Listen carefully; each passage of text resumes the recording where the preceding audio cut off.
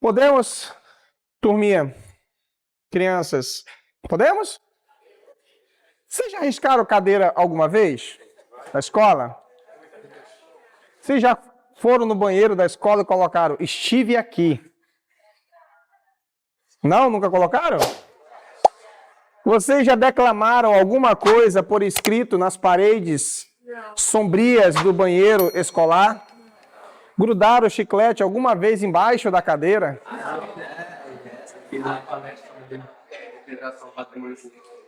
Você fez uma palestra sobre depredação do patrimônio público. Forte, né? Cara, olha que coisa bonita esse teatro, velho. Esse ano o Teatro Amazonas está concorrendo ao prêmio... Ao prêmio não.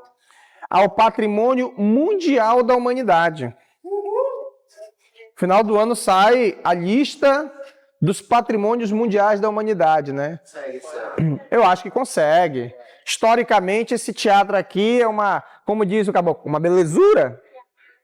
Você já ouviu falar que ele é assombrado? Oi? Você já ouviu falar que ele é assombrado? Já ouvi falar. Sabe qual é uma escola que é assombrada? Estadual. Alguém que estuda no estadual? Dom Pedro II, ali na frente. Não sei se aí. Cara, uma vez eu estava dando aula no estadual à noite, logo no início da... Aí eu tava assim no piso, né? E todo mundo sempre falou que ali, de dia, né, tem uns negócios meio esquisitos. Aí eu tava dando aula à noite, eu ouço uma sexta-feira, né? Sexta-feira 13 ainda, por sinal. Negócio meio sombrio. Aí eu falei aquele barulho. Tó, tó, tró, tró, tró. Aí bate a porta, pá! Aí eu disse assim, ó, tem alguém andando aqui em cima. Aí os alunos falaram assim, não, professor, essa é assombração. Falei, rapaz, então bora lá dar um oi pra ela, né? Penso que a galera é tudo corajoso, né? Bora lá, não vou porra nenhuma. Eu falei, vamos lá, rapaz.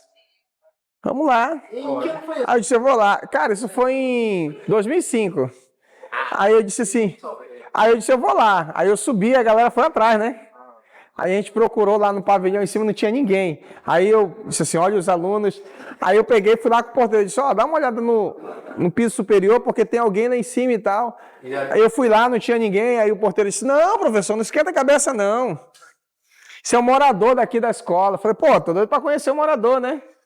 Fui lá, mas o morador não quis hablar comigo. É engraçado, né? Vocês já ouviram aquela história que todo prédio antigo é assombrado, mal assombrado, né? Engraçado que todo mundo ouve, vê, né? Eu tinha um amigo nosso que estudava, e ele morava nesses casarões antigos do Barões da Borracha no centro. Ele dizia que na casa dele, cara, na casa dele, lá onde ele morava, no casarão, tinha um negrozinho, escravo, que ele ficava, quando eles estavam na sala assistindo televisão, esse garotinho aparecia no meio do corredor. Aí ficava olhando para eles. Aí eu perguntei dele, eu disse assim, aí o que tu faz? Ele disse, nada, ele fica só olhando com a gente dá tchau e tal. Aí ele entra e some. Pô, tem que chamar ele para sentar lá, né, pô? Quem sabe não quer assistir uma TVzinha. Aí embaixo do porão da casa dele tinha as anilhas que prendiam os escravos, que o pai dele nunca conseguiu tirar porque estava encravado na rocha, nas pedras, né? Era um negócio bem sinistro, né? Era uma casa até interessante, né? Quando a gente fala de patrimônio, a gente fala de cultura. Cara, o Cleomar, se ouvir essa aula aqui, ele vai à loucura comigo. Antigamente,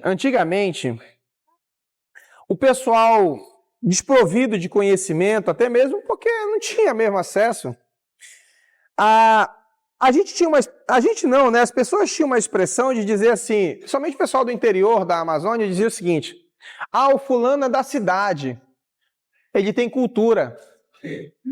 O fulano é lá no interior, não tem cultura. Porque o que ele subjugava com a ideia de cultura? Quem tinha escolaridade. Eu já tinha falado isso antes. Acho que eu já tinha falado, né? Acho que domingo. Aí ficou essa situação. Aí, passados-se os anos, a gente cria a ideia, a Constituição brasileira traz o bojo sobre patrimônio, né? E o meu colega fez um trabalho sobre a preservação do patrimônio cultural. E aí o que acontece? Quando a gente trabalha com a ideia de patrimônio propriamente dito,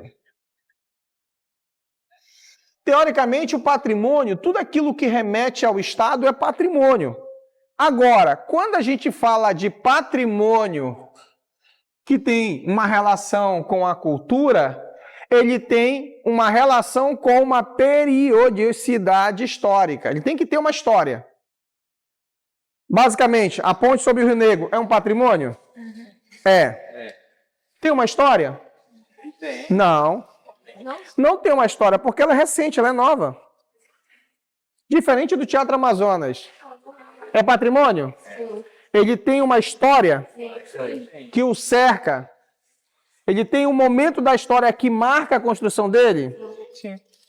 Aí ele se torna histórico-cultural. Porque ele tem uma história baseada numa cultura. Aí o que acontece? Basicamente, a gente fica imaginando, professor, o que envolve cultura? Comportamento. Comportamento. Basicamente, comportamento social. O que muitas das vezes o comportamento pode ser sagrado, para outras culturas, profano. O que a gente às vezes julga como cultural, histórico, outros julgam como uma mera construção, um prédio. Certa vez eu estava passando no centro, e ali no centro tem uma região chamada Itamaracá. Talvez os meninos conheçam essa região Itamaracá. Conhecem, meninos? Mas conhecem o Rêmulos, não conhecem?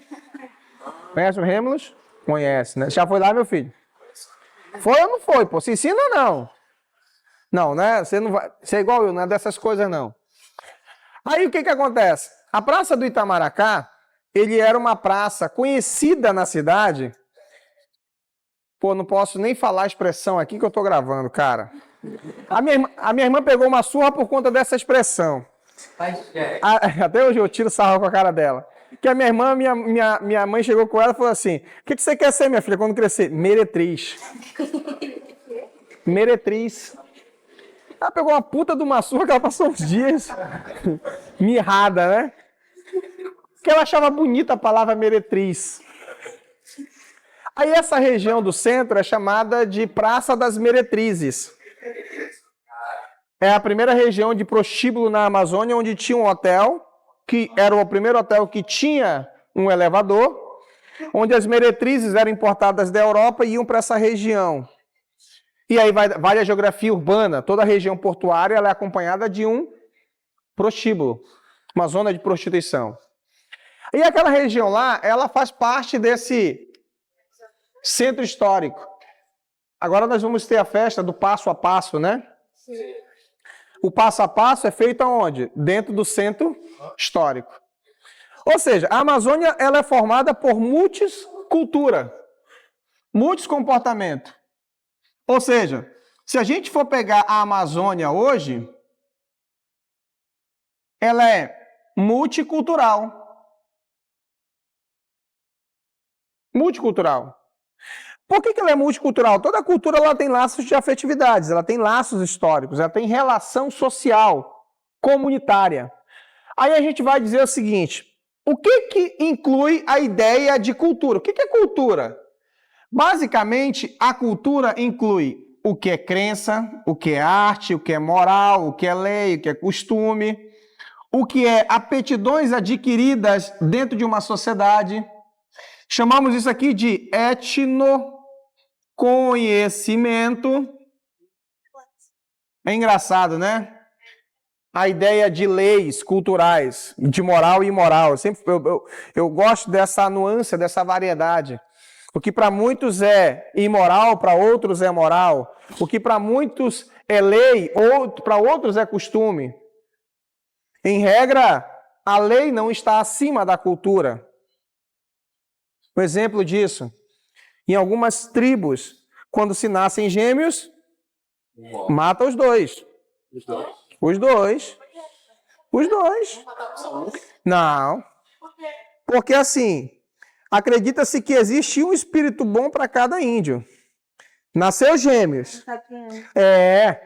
Quem que você vai matar? Quem tem um anjinho, quem tem o capeta? Não sei, professor. Para não matar o anjinho de Deus e deixar o Satanás, mata os dois. Aí na cultura indígena também, se eu vier a falecer, eu tiver um cachorro, um papagaio e um periquito, todo mundo vai junto comigo. Eu não vou só. Mato os animais para me acompanhar no além. Tu acha que eu vou só? Vou porra nenhuma. Tem que ir junto, professor. Mas isso é nosso costume? Não. Mas para essas tribos, é lei? Sim. É lei. Para a gente diria assim, não é lei, mas é costume, né? Você percebe que às vezes mistura a ideia de leis e costume, como o pessoal tem a mania de... É igual a história do cachorro, né? Vocês não comem um cachorro de vocês, né?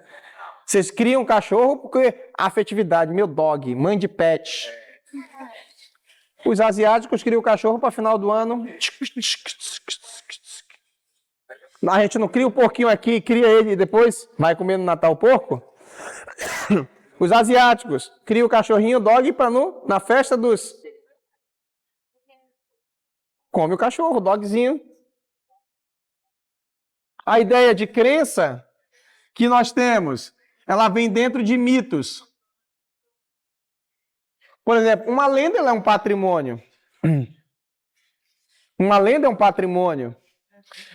Quando a gente fala da ideia de valores dentro de uma ideia cultural, desses valores que a gente tem, a gente chama isso aqui de valores, né? Valores sociais afetivos. A gente vai trabalhar com aquela ideia, é o seguinte, aquilo que a gente traz dentro da nossa família como uma forma de patrimônio. Alguém aqui tem aqueles álbusinhos de memória familiar? Tem? Tem. Vocês se dão trabalho de olhar esse troço aí, cara? Sim. De papel. Fede que só, né? Guarde isso. Isso vai na frente vai te dar dinheiro. Tô te falando a verdade. Tô te falando a verdade. Guarde isso que eu tô te falando hoje, para depois você dizer, caramba, aquele cara que já morreu tinha razão. Oi? Por que vai dar dinheiro? Porque tudo que é histórico guarda memória. Tudo que é memória são lembranças. Tudo que são lembranças, ele guarda relatos de um passado que os outros não vão guardar. E tudo que guarda uma história, guarda dinheiro. Que cria valor. Que na nossa cabeça ficou velho, joga fora. Para a história não, ficou velho, ganha valor. Quanto mais velho, você imagina, quem diria que o corpo do faraó tinha valor?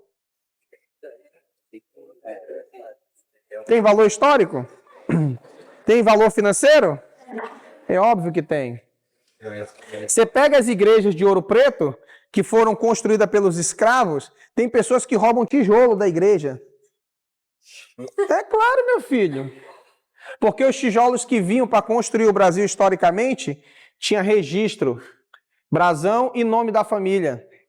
E data. Aí o que o cara disse? Eu tô com o tijolo que foi construído na igreja lá, fulano de tal. Saqueava, pô. Saqueia. Tem valor. Pode não ter valor para a gente como sociedade. A gente vê a ideia de valores culturais diferente. Para a gente, é um mero prédio velho. Para a história, para a antropologia, é algo que guarda um conhecimento. É algo que guarda uma história. Só para você ter uma ideia, eu estava contando para os meninos ontem que eu nunca vi um negócio tão caro, um troço tão caro. Eu não sei o nome, tá, gente? Me perdoe aí que eu não sei o nome. Mas aqui na nossa região, o pessoal pega a cuiazinha, cuia. Aí geralmente faz um sutiã. Eu acho que é sutiã o nome. Mas parece um bojo, né? Aí coloca lá, né? E faz a indumentária regional. A gente, para nós aqui, isso tem valor financeiro? Não, porque você não vai sair com esse troço, né, andando na rua. Pessoal que curte boi gosta muito disso e tal, mas pra gente, sociedade, não tem valor. Aí teve um cara que ele veio pra cá, pra nossa quebrada, e ele estava passeando numa dessas andanças, andarilhos, e ele encontrou eu acho que é pá, eu não sei se é o pá, né? Não é o pá, né? Ele encontrou um desses que tinha sido pintado bordado e tecido por uma indígena.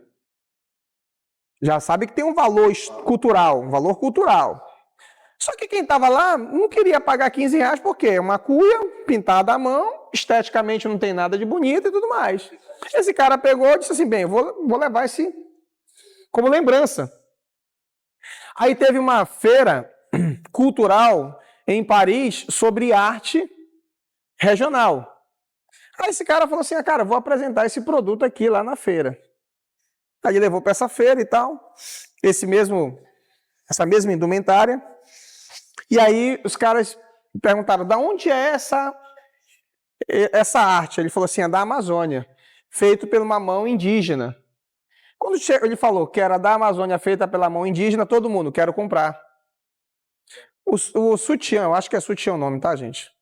Que ele pagou 15 reais e ele chegou a vender por 50 mil dólares. Um bom negócio, né? Professor, até pensei em vender sutiã lá nesse preço para parar. Não é o produto em si, é o valor o quê? É o valor cultural. Não é o produto feito pela mão ou feito pela cuia, é o valor de cultura que tem. Aí o que vai acontecer?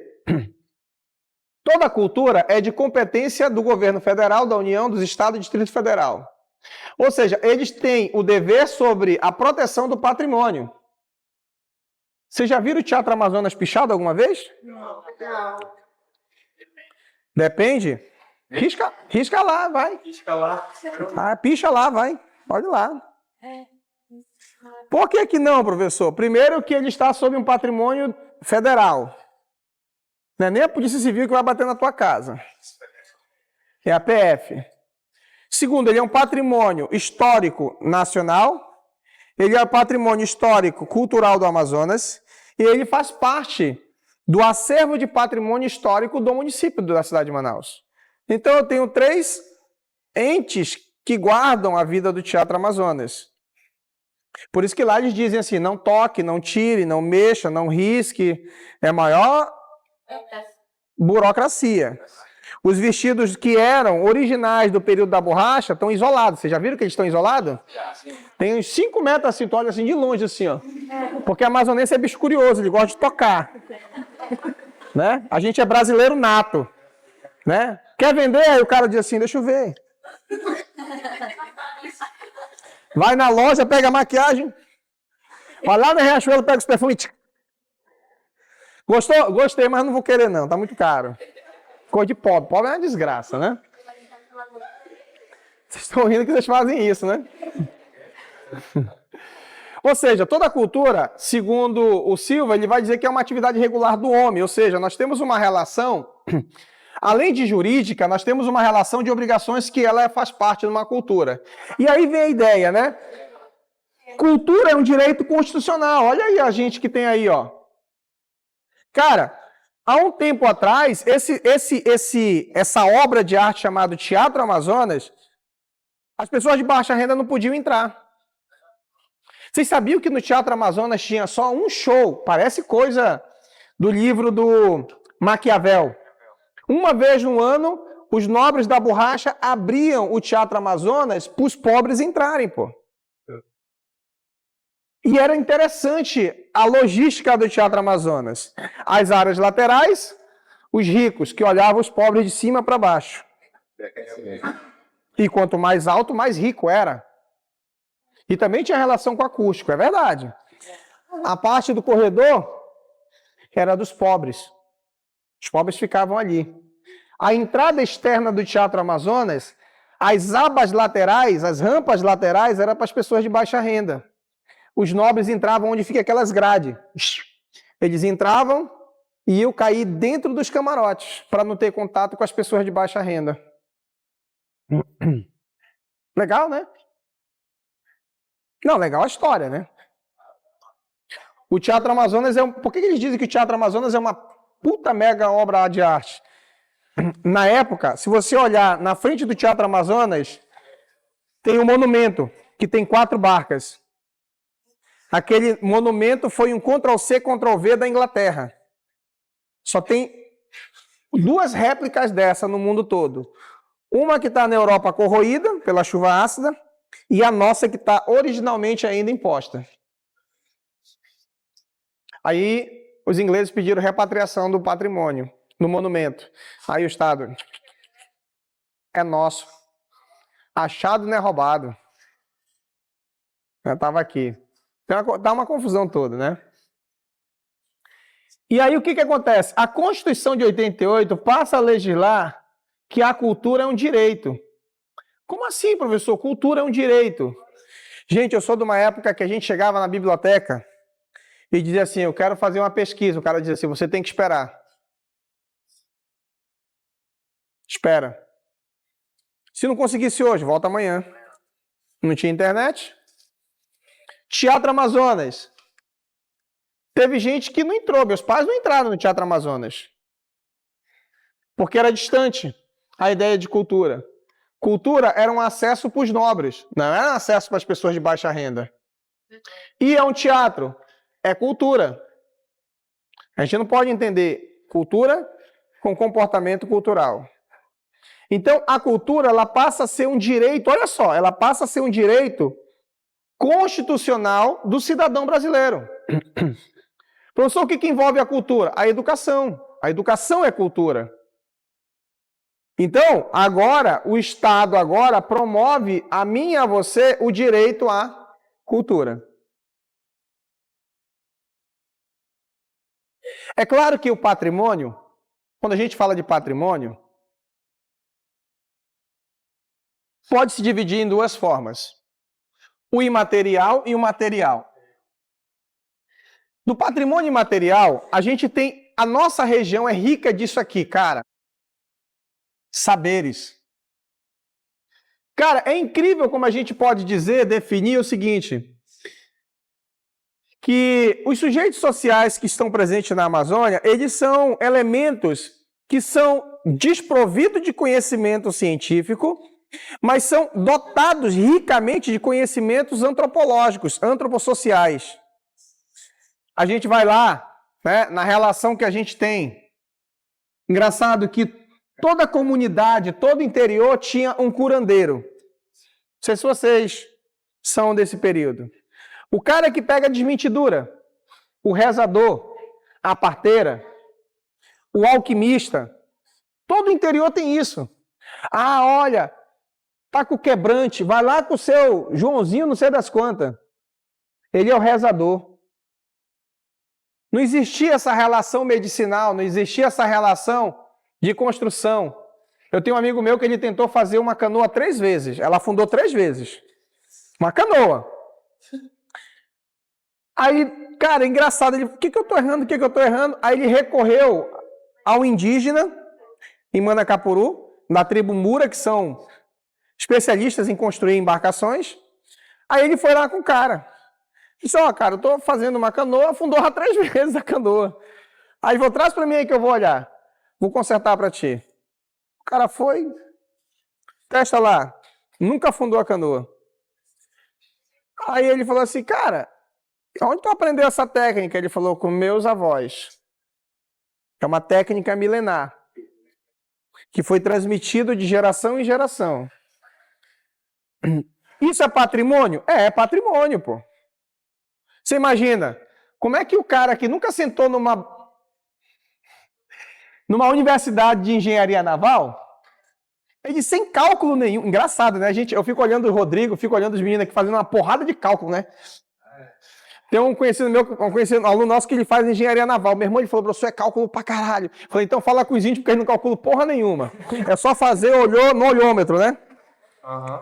Você vê pessoal que é engenheiro. Não, porque a base vezes a altura, o peso, tanto. Aí chega o cara que é mestre de obra, que nunca sentou numa universidade. Mal sabe escrever. Não, chefe, não é assim não, é assim, é assim. Não, mas eu sou um engenheiro.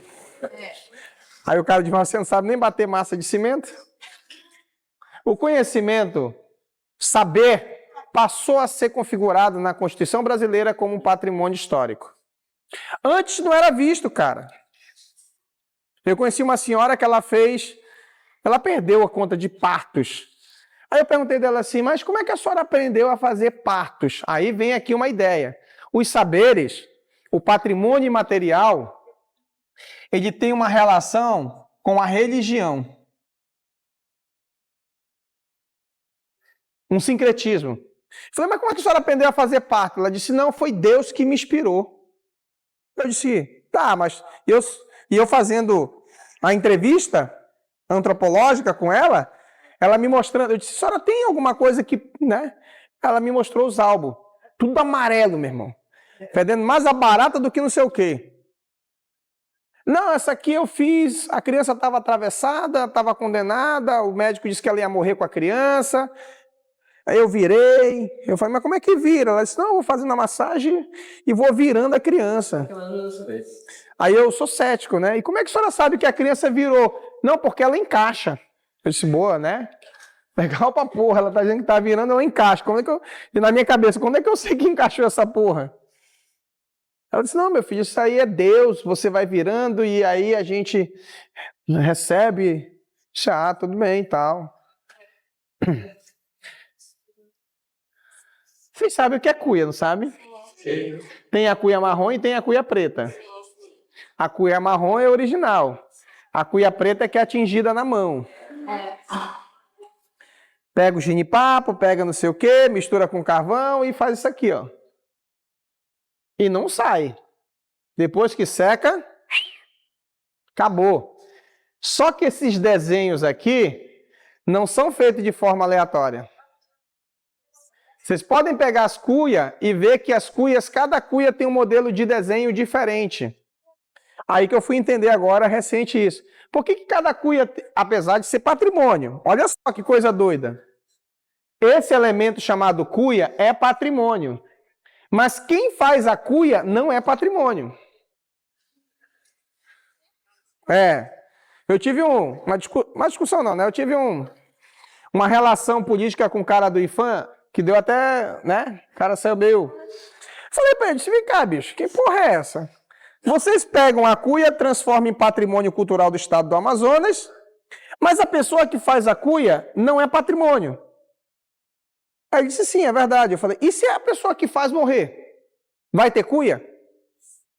Não. Eu disse pra ele, não tem cuia. Então se perde o patrimônio, pô. Não adianta ter a cuia e não ter a cuieira, porque a cuieira é a pessoa que faz a cuia. Aí eu perguntei dele, como é que é feito esses desenhos? Ele falou assim, cada cuieira tem uma inspiração religiosa que a inspira a desenhar a cuia. Por isso que os desenhos de cuia nunca se repetem. São diferentes. Portador do conhecimento não é para conhecimento, é para... Assim, o produto cuia é patrimônio, mas o conhecimento, o saber, não é patrimônio. Isso pro IFAM. Aí eu disse pra ele, tá errado, pô. Porque se as cuieiras morrer, é que nem a arte de fazer farinha. Eu não sei aqui quantos sabem fazer farinha. Eu só tentei fazer farinha uma vez na minha vida, que outro trabalho pesado demais. Você fica, mas não, você passa horas para um lado e para o outro. O pessoal que malha diz assim, não, mas isso é fácil, é só ficar mexendo. Meu irmão, com 10 minutos, teu braço está desse tamanho aqui assim, ó. É que nem remar, pô. Remar é uma arte. Eu duvido, meu irmão. No interior, canoa feita no tronco de madeira, comportamento cultural indígena, feito no tronco de madeira que não tem a quilha, quilha é aquela rabeta igual a barbatana de tubarão. Meu irmão, tenta remar uma merda daquela ali. Tu não sai nem do lugar. Eu todo boçal, cheguei da cidade, fui pro interior, aí o cara falou, a gente vai ali na comunidade, vamos na piroga. Eu falei, opa, que coisa gostosa.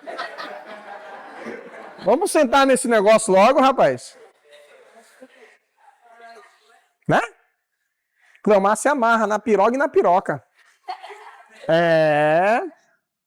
Antes que você pense mal do professor Cleomar, ele não é esse antropocênico todo. Ele se amarra, fica andando com arco e flecha na mão. A piroca. Arco e flecha. E a piroga é uma canoa feita num tronco de madeira. Ela vem do Tupi-Guarani. Ela vem do Nhengatu, como ele gosta. Aí coloca a madeira na água e raspa ela todinha e faz uma canoa. Só que embaixo ela é côncava. Ela é assim, ó. E ela não tem isso, ó. Porque isso aqui dá direção quando a gente está remando. Aí eu fui andar de piroga, né? Aí eu falei pro cara assim, me dá o remo aí. Eu falei pro cara, todo boçal, né? Que a gente quando é estudante, a gente se acha, né? A última bolacha do pacote. Falei, me dá o remo aí que eu vou remar esse troço e eu vou te ajudar aí, cara. Aí ele falou assim, deixa que eu remo. O cara muito humilde, né? Falei, meu irmão, para com isso, me dá esse negócio aí que é comigo a salada. Ele falou, tá bom então. Começa a remar e eu vou ficar te olhando. Aí a canoa começou.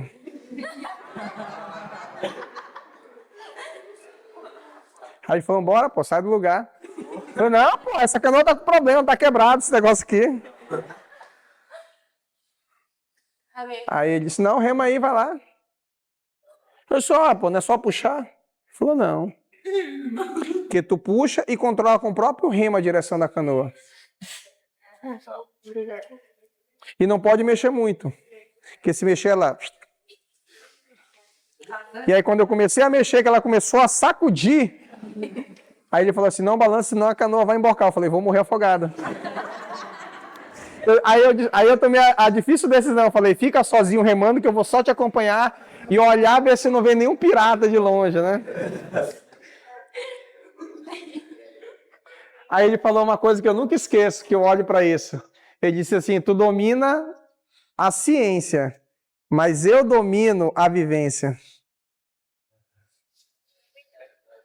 A história da vivência que o meu colega me perguntou ainda agora.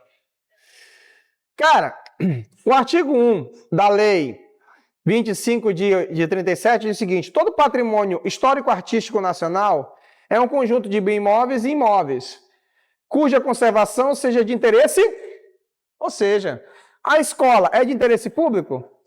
Não, que sua escola. Por isso que meu amigo fez um trabalho de patrimônio escolar.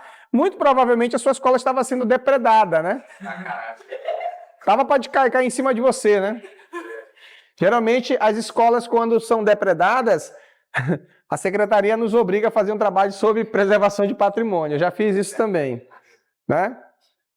Só que tem valor arqueológico, valor etnográfico.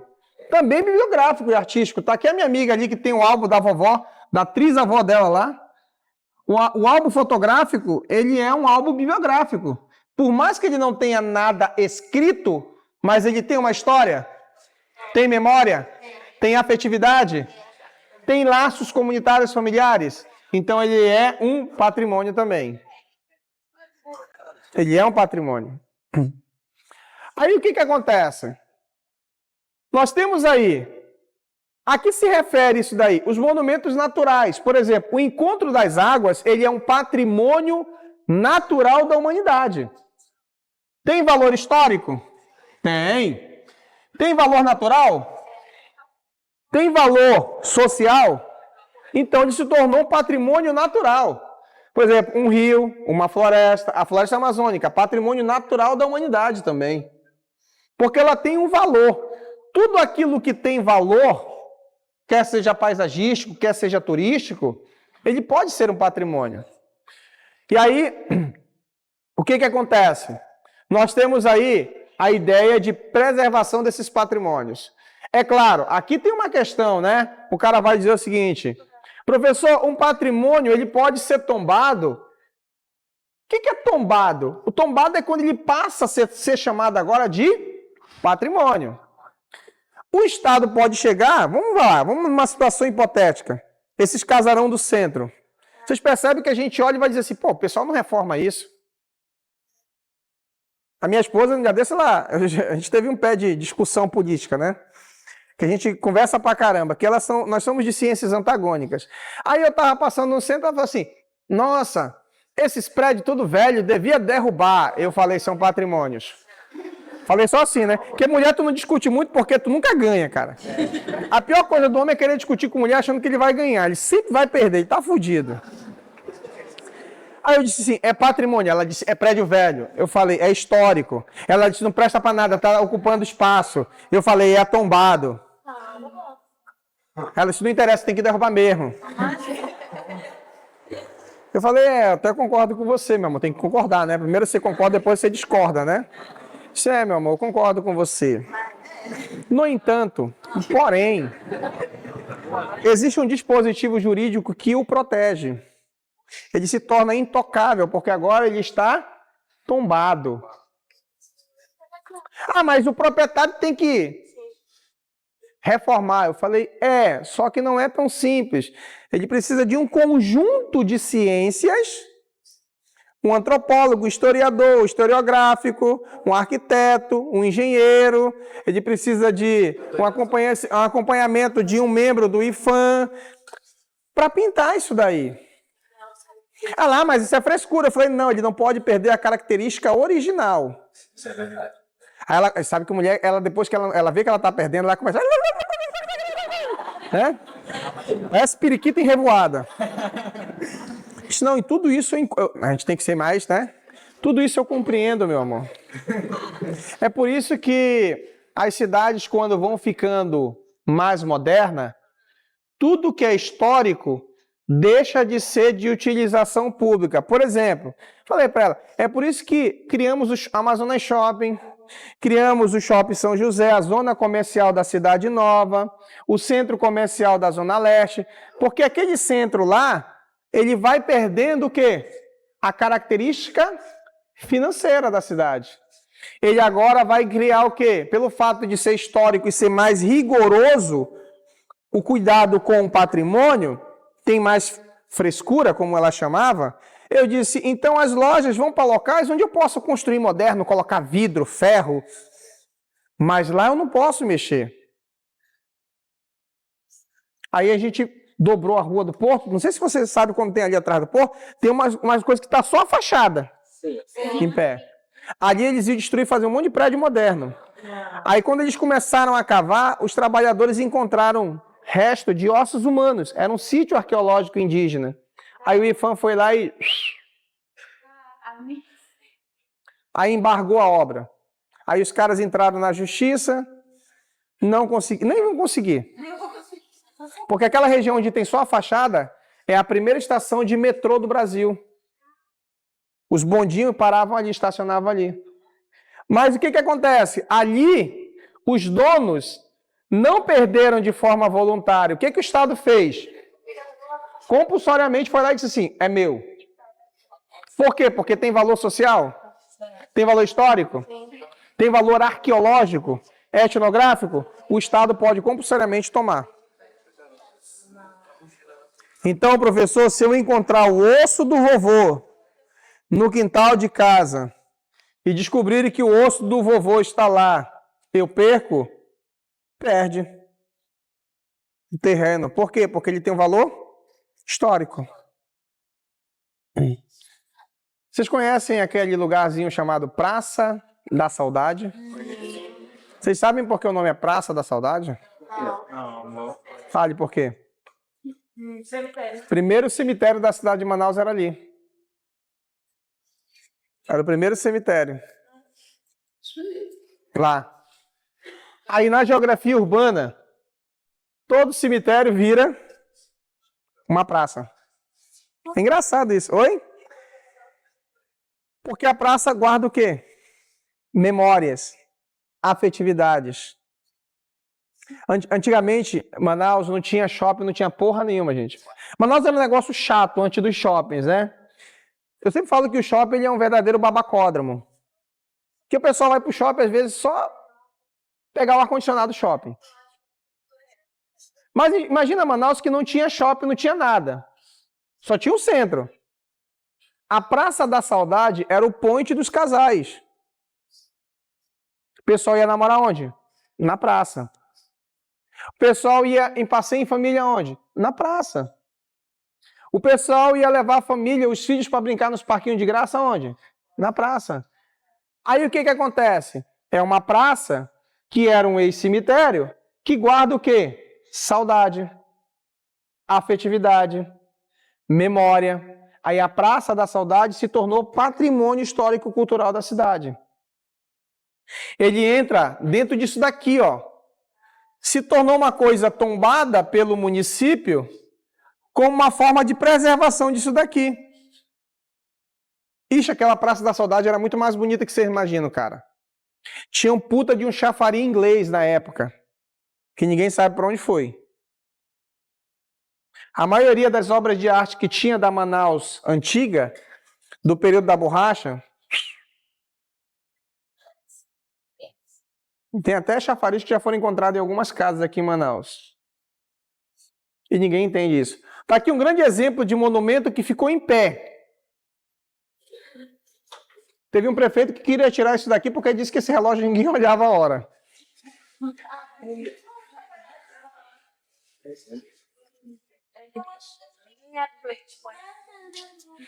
E o prefeito, engraçado, não conhecia a história do relógio, cara. Ó, o prefeito da cidade sem conhecer a história do relógio. Esse relógio é todo original suíço. Quando Manaus foi elevado à categoria de cidade, nós ganhamos esse relógio como uma forma de homenagem. O maquinário dele é todo original. Eu não sei se é verdade, eu não tenho competência para isso, mas dizem que ele atrasa 1 minuto a cada 10 anos. É igual o Big Bang, né? Que atrasa 1 segundo a cada 10 anos, ele tem que ser ajustado a cada 10 anos. Esse relógio funciona ainda. Toda essa estrutura aqui foi feita na Europa, toda ela. Como um Lego, ela foi montada aqui. Show de bola, bonito, né? Muito bonito, por sinal. Isso aqui estava no meio de um rio. Aqui onde tem esse obeliscozinho aqui, esse monumento, era um rio. Guardamos essa memória... Opa, desculpa. Guardamos essa memória aqui. Em 88, o artigo 216 vai ampliar o conceito de patrimônio.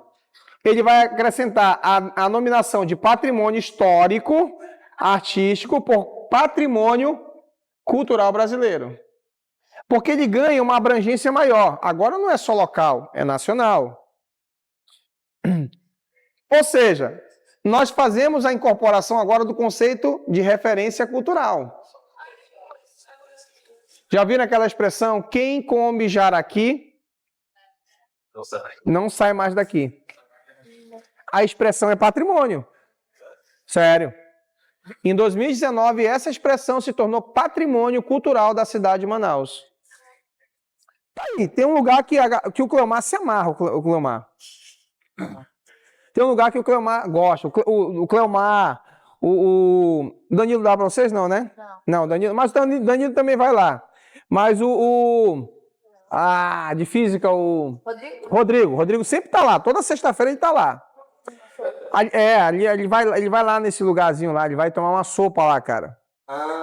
Lá no centro tem um lugarzinho chamado Bar do Caldeira. A história do Bar do Caldeira, que hoje é patrimônio, é igual à história do Bar do Armando, que também virou patrimônio histórico de Manaus. O Bar do Armando virou patrimônio depois da Copa. Todos os turistas estavam lá no Bar do Armando, tomando, né? Só que o Bar do Armando, o terreno do Bar do Armando é da igreja. Aí o Armando morreu. É sério, o Armando morreu. Também não dava para ficar 200 anos, né? É igual a minha sogra. Cheguei em casa, a minha sogra estava chorando. Eu disse, por que você está chorando? Silvio Santos! Eu falei, pô, ele viveu foi muito. 93 anos, expectativa de vida do brasileiro. 73 de homem, pô. Viveu 20 anos a mais. Que dinheiro não faz, né? Virou patrimônio, Silvio Santos. Nacional. Aí, a igreja cedeu, alugou para o Bar do Armando. E aí, agora, depois que o Armando faleceu, a igreja queria pegar o terreno de volta. Só que o Bar do Armando, ele é um bar tradicional em Manaus. Histórico. Juízes, promotores, desembargadores, todo mundo vai lá nesse lugarzinho. Ele é um bar que não tem nada demais. Aí a igreja queria expulsar os filhos do Armando. Aí a justiça. O Bar do Armando tem uma memória histórica, cultural. No Brasil todo conhece o Bar do Armando. O Brasil todo. Aí a justiça indeferiu o pedido da igreja de reaver o terreno do Bar do Armando. Por quê? Aí a prefeitura foi lá e tombou. Lembra que eu falei que pode ser voluntariamente? A igreja disse assim, eu não vou abrir mão do terreno. O que o município fez? Compulsoriamente tomou. Você não quer dar? Tudo bem então, mas ele vai ser dele, é patrimônio e acabou essa história. Não é do filho, não é de ninguém, é do município. Fica tradicional, mas é do município. A mesma coisa é o Bar do Caldeira, que o nome Caldeira, ele se tornou patrimônio porque tem uma história fatídica ali naquele lugar. Pode ser agora. No dia da inauguração do bar, que hoje é Caldeira, no dia da inauguração, o hospital que está do lado, que está sendo reformado, que a FAMET está tendo problema agora, porque precisa de um arquiteto, precisa de historiador, precisa não sei de quê, precisa não sei de quem. Eles começaram, parece que, mexer errado, aí para. Aí atrás, onde fica o Bar do Caldeira, ficava as caldeiras do hospital que aquecia a água para lavar a roupa, esterilizar. Aí o que aconteceu? Houve uma bomba de pressurização, falhou, a água superaqueceu a caldeira. Aí matou um funcionário do bar que ia inaugurar naquele dia. Aí fecharam, aí os caras denominaram, olha, o bar que explodiu, o bar do... Onde explodiu? Lá no Caldeira. Aí tem lá, é um bar também histórico. Acabou se tornando o quê? Uma referência cultural. Os meninos que não vão no Bar do Caldeira, eles viram à direita e descem a rua. Também. Vocês vão aonde, meninos? Aonde? Hã? Mauazinho? Eles vão no local cultural.